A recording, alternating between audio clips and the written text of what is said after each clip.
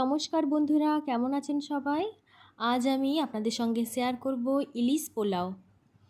খুব সহজে সামান্য কিছু উপকরণে তৈরি করে নিলাম ইলিশ পোলাও। এখানে আছে 500 গ্রামের মতন একটা ইলিশ। প্রথমে ইলিশ মাছটাকে কেটে নেব। আমি এখানে 2 পিস মাছ নিয়েছি। প্রথমে মাছটাকে মশলা দিয়ে ম্যারিনেট করব। আদা, রসুন এবং পেঁয়াজ একসঙ্গে বেটে নিয়েছি। ওই বাটাটাই 3 চামচ দিয়ে দিলাম। এরপর দুটো ইলিশ মাছের জন্য আমি এখানে 2 চামচ টক দই নিয়েছি। ফ্যাটানো টক দই 2 চামচ দিয়েছি। এখানে বলে রাখি, মাছ যদি বেশি হয়, যদি 4 পিস মাছ হয় তাহলে কিন্তু 4 চামচ টক দই দিতে হবে। এখানে আমার 2 পিস মাছ, তাই আমি 2 চামচ টক দই দিয়েছি। মাছের পরিমাণ মতো লবণ দিলাম, 1/2 টেবিল স্পুন হলুদ গুঁড়ো, 1/2 টেবিল স্পুন লঙ্কার গুঁড়ো, ঝাল লঙ্কার গুঁড়ো দিয়েছি এখানে। আর দিয়েছি ওই প্রায় 2 টেবিল স্পুন সর্ষের তেল দিয়ে কিন্তু মাছটাকে ভালোভাবে ম্যারিনেট করে রেখে দিতে হবে। 30 মিনিট থেকে 1 ঘন্টা রাখলে খুবই ভালো। হাতে যদি টাইম খুব কম থাকে তাহলে 20-25 মিনিট রাখলেই হবে। তবে 30 মিনিটের বেশি রাখলে কিন্তু মাছটা খেতে টেস্টি হবে। তাই যতটা পারবেন একটু বেশি সময় ধরে ম্যারিনেট করে রেখে দেবেন। আমার হাতে সময় ছিল তাই আমি কিন্তু 30 মিনিট রেখে দিয়েছিলাম এইভাবে মাখিয়ে। এরপর এখানে আমি চাল নিয়েছি, দেরাদুন রাইস নিয়েছি। ভালোভাবে প্রথমে 2-3 বার জল পাল্টে পাল্টে ধুয়ে নিয়েছি। তারপর 30 মিনিট কিন্তু জলে ভিজিয়ে রেখেছিলাম। চলে এলাম, কড়াই চাপিয়ে দিয়েছি, গ্যাসের ফ্লেম অন করে দিয়েছি। কড়াই গরম করে বেশ অনেকটা পরিমাণে তেল দিয়ে দিয়েছি। তেলটাকে একদম ভালোভাবে কিন্তু প্রথমে গরম করে নেব।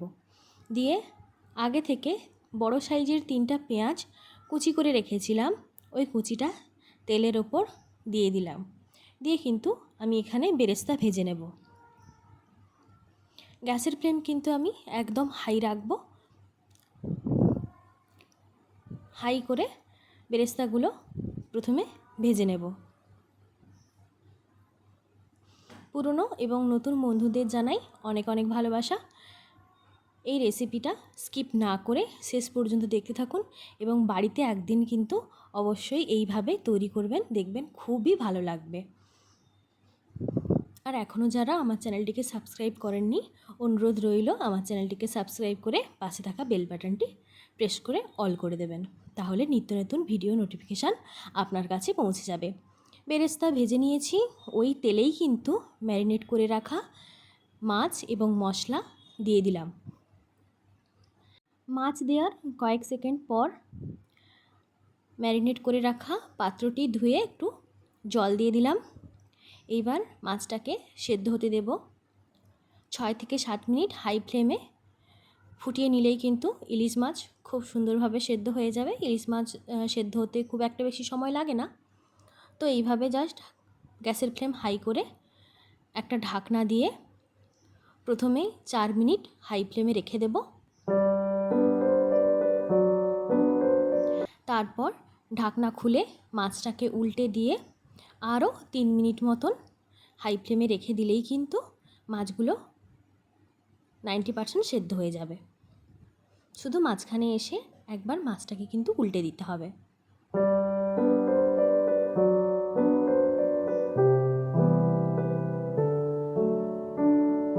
এরপর মাছগুলো তুলে রেখে দেব। এই গ্রেভি কিন্তু থাকবে, এই গ্রেভির ওপরেই কিন্তু আগে থেকে ধুয়ে জলে ভেজানো চালগুলো কিন্তু দিয়ে দেব।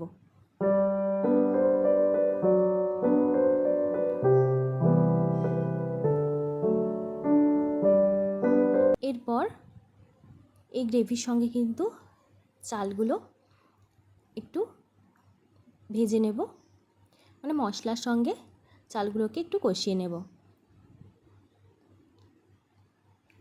এখানে আমি 1 কাপ চাল নিয়েছি।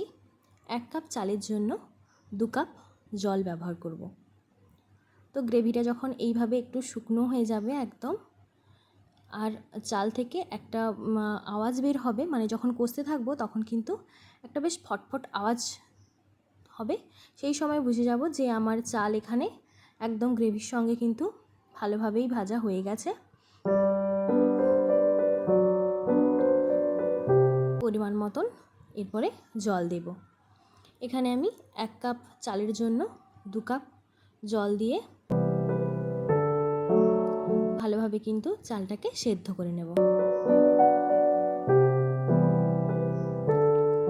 দেখতেই পাচ্ছেন গ্রেভি কিন্তু আর একদম নেই, একদম শুকনো হয়ে গেছে। শুকনো হয়ে যাওয়ার পর কিন্তু আমি এখানে জল অ্যাড করব। এখন আমি চালের জন্য পরিমাণ মতো লবণ দিয়ে দিলাম।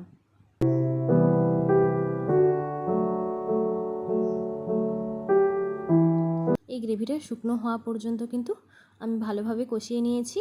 এরপর পরিমাণ মতো জল দিলাম। এখানে আমি গরম জল দিয়েছি, আপনারা চাইলে কিন্তু ঠান্ডা জলও দিতে পারেন, মানে নর্মাল জল দিতে পারেন, কোনো অসুবিধা হবে না।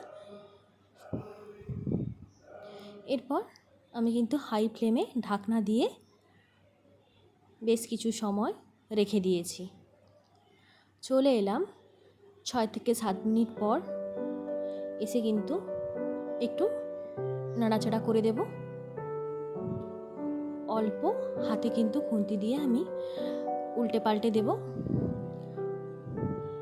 নাহলে কিন্তু ভাতগুলো ভেঙে যেতে পারে, তাই জন্যই কিন্তু অল্প হালকাভাবে কিন্তু নেড়ে দিতে হবে। এরপর আমি এখানে গুঁড়ো দুধ দিয়েছি। 10 টাকার যে গুঁড়ো দুধের প্যাকেটগুলো থাকে, ওই 1 প্যাকেট গুঁড়ো দুধ এখানে দিলাম। গুঁড়ো দুধ দেওয়ার পরও হালকাভাবে আমি নাড়াচাড়া করে দেব।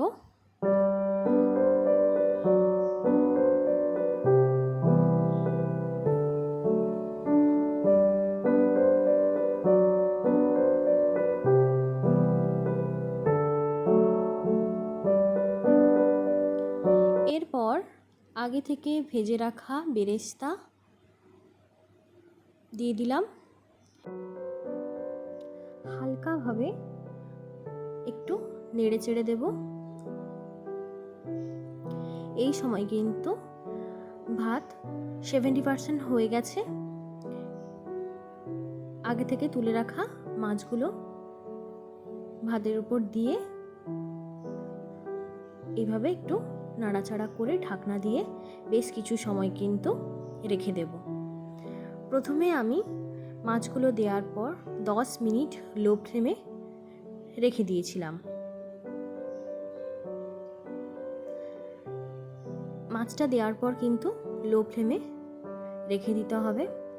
চলে এলাম 10 মিনিট পর। এখন কিন্তু আমি গ্যাসের ফ্লেম অফ করে দিয়েছি। এই সময় কিন্তু চাল খুব সুন্দরভাবে সেদ্ধ হয়ে যাবে আর ঝরঝরেও হবে এই পোলাওটা। তো গ্যাসের ফ্লেম অফ করে ঢাকনা দিয়ে আমি কিন্তু আরও 10 মিনিট রেখে দিয়েছিলাম। চলে এলাম 10 মিনিট পর। এই যে কতটা সুন্দর হয়েছে এবং ঝরঝরে একদম পোলাও তৈরি। এখন একটা প্লেটে সার্ভ করে নেব। এই রকমভাবে একদিন কিন্তু ইলিশ মাছের পোলাও তৈরি করবেন, দেখবেন খুবই ভালো লাগবে। একদমই ভিন্ন রকমের একটি পোলাওর স্বাদ পেতে হলে এইভাবে কিন্তু তৈরি করতে হবে। তো কেমন লাগলো আজকের রেসিপি অবশ্যই কিন্তু কমেন্ট করে জানাবেন। ভালো লাগলে প্লিজ একটা লাইক করে দেবেন। আপনাদের একটা লাইক আমাকে পরবর্তীতে আরও নতুন নতুন রেসিপি তৈরি করতে উৎসাহ দেবে। চলি তাহলে, টাটা।